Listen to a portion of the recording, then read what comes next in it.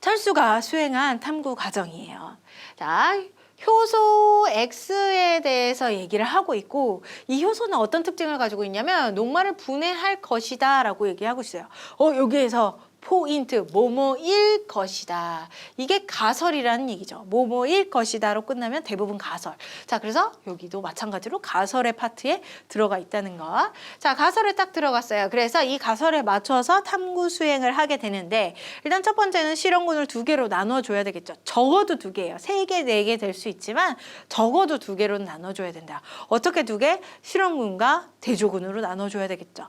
대조군 같은 경우는 내가 아무런 작용을 하지 않은 것, 인위적 조작을 하지 않은 것, 실험군은 조작을 한 것. 자, 봤을 때 녹말 용액이 들어있는 실험관 1과 2를 뒀어요. 둘 다 녹말을 같이 넣어줬습니다. 자, 녹말이라고 하는 애를 넣어줬고 같은 양을 넣어주는 게 바로 변인 통제 과정이에요.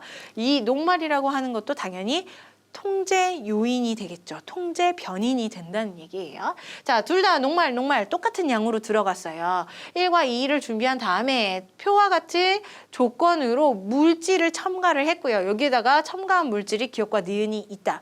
여기에서의 차이점이 있는 거지 나머지 다른 차이점들은 모두 다 동일하게 맞춰주는 게 바로 변인 통제 과정이다.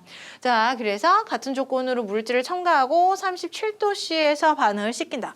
37도씨도 결과에 영향을 줄 수 있는 요인이죠. 그래서 얘는 통제 변인이라고 얘기를 해줄 수가 있고 두 시험관 모두 동일하게 맞춰줘야 된다는 거죠. 녹말의 양도, 그다음에 온도, 습도 모든 것을 다 통제해줘야 된다는 거예요. 자, 결과 실험 2에서만 녹말이 분해됐대요. 그래서 효소 X는 녹말을 분해한다라고 결론을 낼 수가 있었다. 이렇게 나오고 있습니다. 자, 결론을 오케이 했다는 건 가설을 바꾸지 않고 오케이 했다는 건 가설이 맞다는 얘기고 이 결과를 토대로 자, 2에서만 물질이 분해가 됐으니까 이 2에는 누가 들어가 있냐면 효소 X가 들어가 있음을 알 수가 있는 거예요. 자, 그러면 이 첨가한 물질 니은에만 효소 X를 넣고 기억에는 아무도 안 넣느냐? 그러면 안 돼요.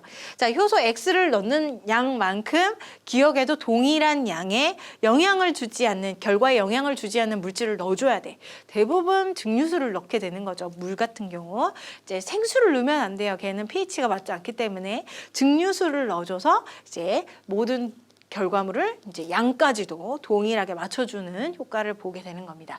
자, 그래서 이 실험 결과 기억과 니은에 누가 들어갈 것이냐? 기억 같은 경우는 무조건 증류수만 들어갈 것이고요. 그 다음에 니은에는 이제 증류수랑 효소가 들어가던가 아니면 효소만 들어가던가 대신 모두 다 기억과 니은은 같은 양으로 들어가 줘야 되겠죠. 문제의 답은 굉장히 심플해요. 지금 2에서 니은에서만 효소가 나와야 되는데 지금 1, 2, 3, 4, 5번 중에서 효소가 들어간 애는 1번밖에 없습니다. 1번. 그래서 1번이 정답이 딱 되겠죠.